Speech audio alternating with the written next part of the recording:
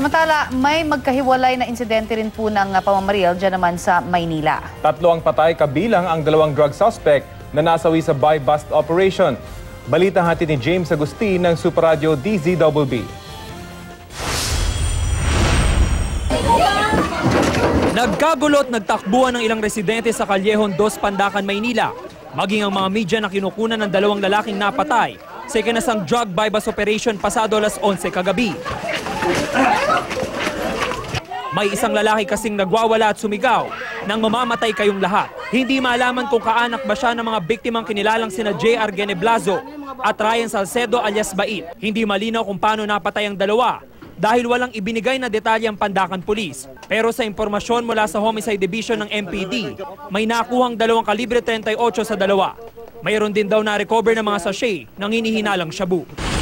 Dead on the spot naman ang isang tricycle driver na si Roderick Seya Heras matapos pagbabarilin sa labas ng Altura Market sa Ramon Magsaysay Boulevard sa Sampaloc, Maynila mag-alas 8 kagabi. Walang makapagsabi ng itsura ng mga sospek dahil nakatakip ang kanilang mga mukha, pero nakita ang isa sa kanila na tumakbo at sumakay sa isang motorsiklo na minamaneho ng isa pa niyang kasamahan. Palaisipan naman sa mga kaanak ng biktima ang posibleng motibo sa pamamarid sa kanya.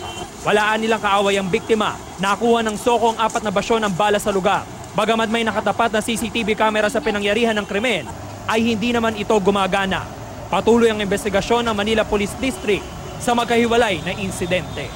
Ito si James Agustin ng Super Radio DZBB para sa Balitang Hali.